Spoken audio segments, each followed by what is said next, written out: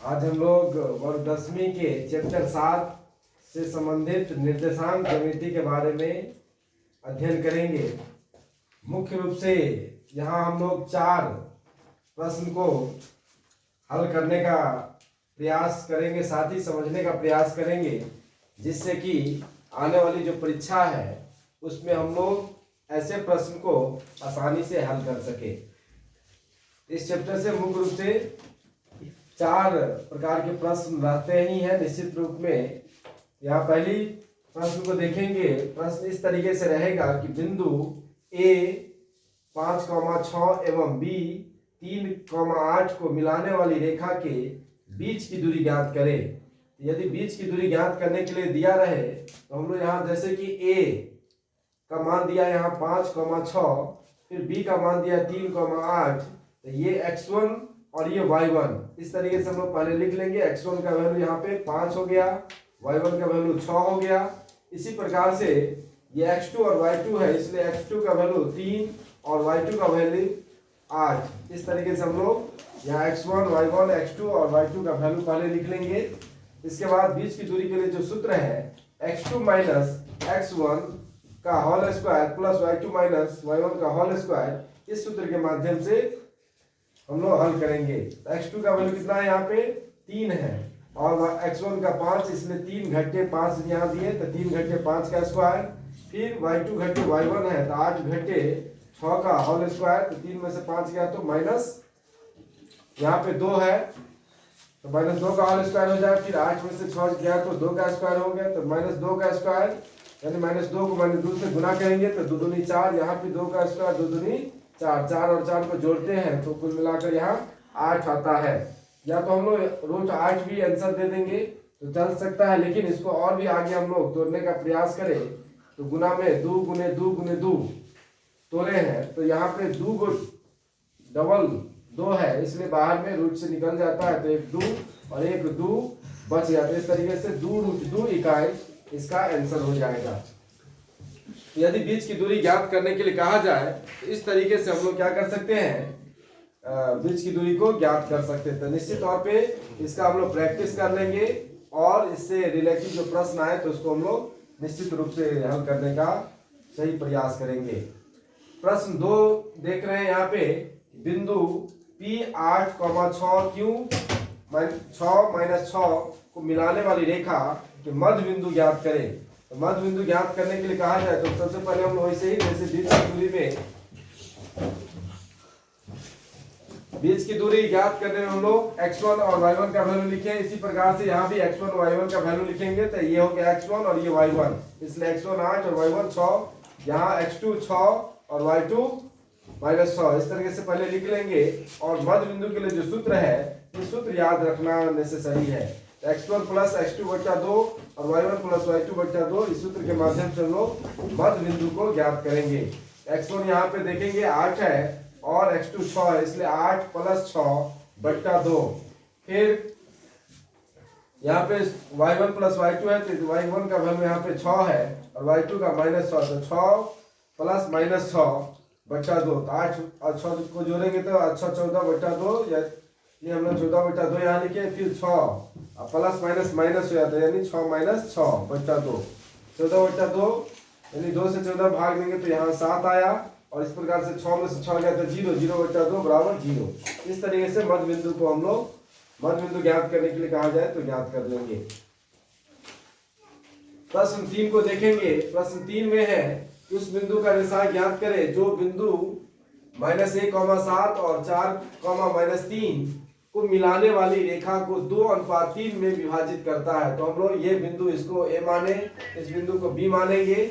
A के जगह पे -1,7 है और B के जगह पे 4,-3 है, तो A से लेकर B तक की एक हम लोग रेखा खींचे और इस रेखा को AB को यहाँ पे दिया है कितने अनुपात में, 2:3 में विभाजित करता है। तो यहाँ पे हम लोग अनुपात में 2:3 यहाँ दे दिए। इस तरीके से हम लोग इसका x1 और ये y1, फिर ये x2 और ये y2 यहाँ पे लिख देंगे। x1 बराबर -1, y1 बराबर 7, इस प्रकार से x2 बराबर 4 और y2 बराबर -3। इसके अलावा जो अनुपात में दिया है तो इसको हम लोग M1 मानेंगे, पहले वालों को M1, बाद वाले को M2। यहाँ M1 2 हो गया, M2 3 हो गया। और विभाजन सूत्र, यदि विभाजन सूत्र भी कहा जाए तो यही सूत्र को हम लोग याद रखेंगे कि ये विभाजन सूत्र होता है। तो यहाँ पे pxy हमको ज्ञात करना है, तो ये सूत्र निश्चित तौर पे याद रखेंगे। सूत्र होता है नीचे M1 प्लस M2 इधर भी, और M1 प्लस M2 यहाँ भी देंगे। इसके साथ ही सूत्र होता है M1 पहले और X2 बाद में, यानी M1 इंटू X2 फिर प्लस M2 इंटू X1। इसी प्रकार से M1 into Y2 plus M2 into Y1, इस सूत्र के माध्यम से हल करेंगे। तो M1 के जगह पे हम लोग दे देंगे, M1 कितना है 2 है, तो 2 गुने X2 देंगे। X2 कितना है, तो यहाँ पे 4 है, तो 2 गुने 4। इसके अलावा यहाँ पे M2 कितना है, तो 3 है, यहाँ पे हम लोग 3 दिए। और क्या है X1, 3 गुने X1 का वैल्यू देंगे, तो X1 यहाँ पे -1 है, तो 3 गुने -1। इसी प्रकार से 2 प्लस 3 नीचे रहेगा ही M1 और M2 का मान। फिर 2 गुने, यहाँ हमको Y2 का वैल्यू लिखना है, तो Y2 का वैल्यू -3 है, तो यहाँ पे हम लोग -3 लिखें। फिर X2 यहाँ पे 3, और यहाँ पे हम लोग Y1 का वैल्यू लिखना है, तो Y1 का वैल्यू कितना है 7 है, 3 गुने 7 यहाँ पे हो जाएगा। फिर यहाँ आगे हल करेंगे, 2 और 3 नीचे जोड़ेंगे तो 5, यहाँ भी 2 और 3 जोड़ेंगे तो नीचे 5। 2 को 4 से गुना किए तो 2 चौका हो जाएगा 8, और 3 को फिर -1 से गुना करेंगे तो -3। इसी प्रकार से यहाँ पे 2 को -3 से गुना किए तो -100, और 3 को 7 से गुना किए तो 7 21। अब 8 में से 3 गया तो बचा 5, नीचे 5 था, 5 बचा 5, यहाँ 21 में से 6 घटाएंगे तो 15 बचा 5। 5 में 5 से हम लोग भाग देते हैं तो 1 बचता है, तो यहाँ पे लिखे 1, और 5 से हम लोग 15 भाग देंगे तो 3। इस प्रकार से 1,3 इसका आंसर आया। तो यदि विभाजन सूत्र से इस तरीके से प्रश्न है तो निश्चित तौर पे हम लोग जैसे यहाँ हल किए हैं इस प्रकार से हल कर लेंगे। प्रश्न 4 को देखेंगे। यदि 3 बिंदु दिया हुआ है, a का वैल्यू 2,3, b का वैल्यू -1,0, c का वैल्यू 2, -4। यदि 3 बिंदु दिया है और तीनों बिंदु से बनने वाले जो त्रिभुज है उसका क्षेत्रफल ज्ञात करने के लिए कहेगा, तो हम लोग यहाँ पे इस सूत्र के माध्यम से हल कर लेंगे। सबसे पहले x1 का वैल्यू देखेंगे। x1 का वैल्यू यहाँ पे 2 है, और ये हो गया x1 का वैल्यू, फिर ये x2 का वैल्यू, और ये 2 हो गया x3 का वैल्यू। तो सबसे पहले हम लोग x1, x2 और x3 का वैल्यू लिख लिए। इसी प्रकार से y1 का वैल्यू 3, y2 का वैल्यू 0 और y3 का वैल्यू -4। x1, x2, x3 और फिर y1, y2, y3 का वैल्यू हम लोग पहले लिख लेंगे। और जो सूत्र है त्रिभुज ABC का क्षेत्रफल यहाँ दे करके 1/2 इंटू x1, यानी स्मॉल ब्रैकेट में हम लोग y वाला वैल्यू रखेंगे और इससे पहले x वाला वैल्यू रखते हैं, यानी x1 यदि 1 है तो हम लोग सूत्र याद रखना है कि x1 है यहाँ तो y2 - y3, यदि 1 यहाँ तो यहाँ पे 2 देंगे।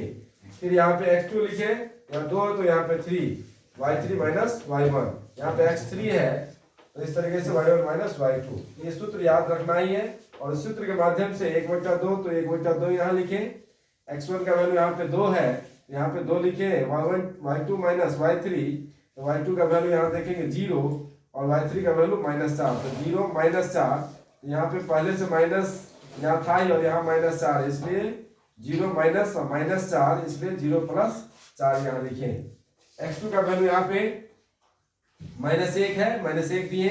y3 का वैल्यू यहाँ देखेंगे -4 और y3 - y1 है, इसलिए -4 घंटे -3, इसलिए -4 घंटे -3 लिखे। फिर x3 का वैल्यू यहाँ देखेंगे क्या है, तो 2 है, यहाँ पे 2 लिखे। और यहाँ पे y1 - y2, y1 का वैल्यू यहाँ 3 और y2 का वैल्यू 0, इसलिए 3 घंटे 0। अब आगे यहाँ पे हल करेंगे। 1/2 का 1/2, 2 का 2 यहाँ लिखे और 0 में 4 जोड़ते हैं तो 4, इसलिए 2 गुने यहाँ पे 4 हो जाएगा। फिर प्लस और माइनस, इसलिए प्लस माइनस यहाँ -1 लिखे और -4 में -3 को जोड़ेंगे तो -7 हो जाएगा। इसी प्रकार से 2 को बाहर लिखे और यहाँ पे 3 में से 0 जाएगा तो बचेगा 3 ही।